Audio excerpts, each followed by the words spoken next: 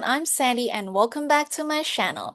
This video is a part 2 about intercultural communication. And if you haven't watched part 1, don't forget to check it out and then move on to this video. Today's chapter or chapter 2 is about communication and culture, the voice and the echo.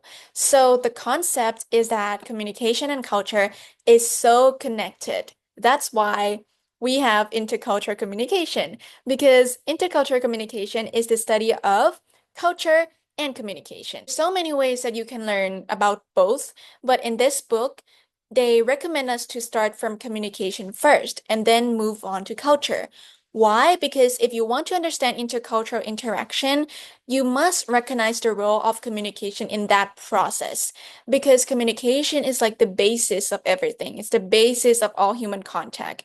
It's a very basic ability of a human to share ideas and feelings to others. So if you want to understand intercultural communication, you need to understand communication first because communication is about human contact, right? Then the contact could be in many forms. It doesn't have to be verbal, it could be non-verbal, it could be face-to-face, it could be like media device like Zoom over here, it could be Skype or social media, DM, and all those stuff. There's so many forms of communication. But what's important is not the tool that is used to communicate, but rather what you're saying, the idea of that you are sharing. If we learn about the art of communication, we will understand that communication is so powerful. When you communicate, you can bring companions to our side. So you could persuade someone to be on your team, or it could scare someone to be off your team. So the first half of this video, we're gonna focus on this, communication first. I put the red thing over here. Human communication has a lot of characteristics.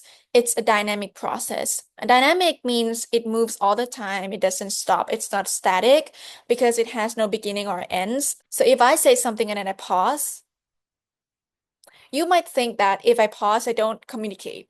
But my pause also communicates something through my eyes, through my face. So that's why communication has no beginning or end and is a dynamic process. Let's begin with the use of communication. Number one is to fulfill interpersonal needs because no matter how much we want to isolate, how much we want to be alone, we need to communicate. We need to go out there or even just turn on the social media and then talk to someone because people are social creatures and we want the sense of inclusion. So we communicate to fulfill interpersonal needs. So communication can be used with person perception. You know, they say that the first thing we usually do when meeting a new person or a new friend, we tend to automatically collect data about the other person without knowing.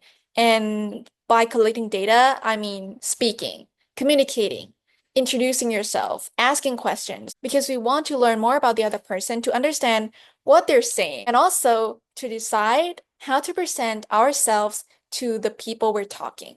Number 3 and 4. Number 3, communication establishes culture and personal identities. And number 4, communication has persuasive qualities. Moving on to ingredients of communication. First thing, we begin with the source. The source is like, I'm the source, I'm the sender, speaking to you.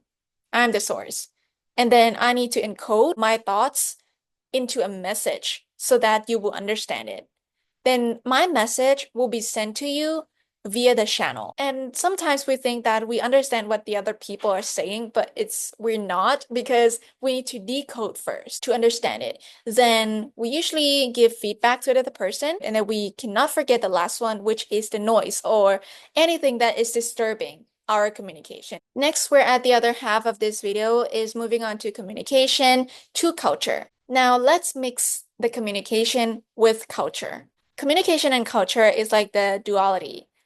Culture is communication, communication is culture, or you can say that it's a voice and echo, but sometimes it's very hard to distinguish which one is the voice, which one is the echo, because it's very connected. Number 3 says that you learn your culture via communication, and communication is a reflection of your culture. Both of these are very connected to each other. 5, there is not one aspect of human life that is not touched and altered by culture. This is so true because moving on to number 6, it says that when you enter this world, you are born with the physical body, but you don't know anything about how to live, right? You're born with your physical body and then you don't know how to dress. You don't know what toys to play. You don't know what to eat. You don't know how to deal with fights or which gods should you worship and what is death, what is truth, what is life. But as you grow up, how did you learn and know all about these things? The answer is very simple.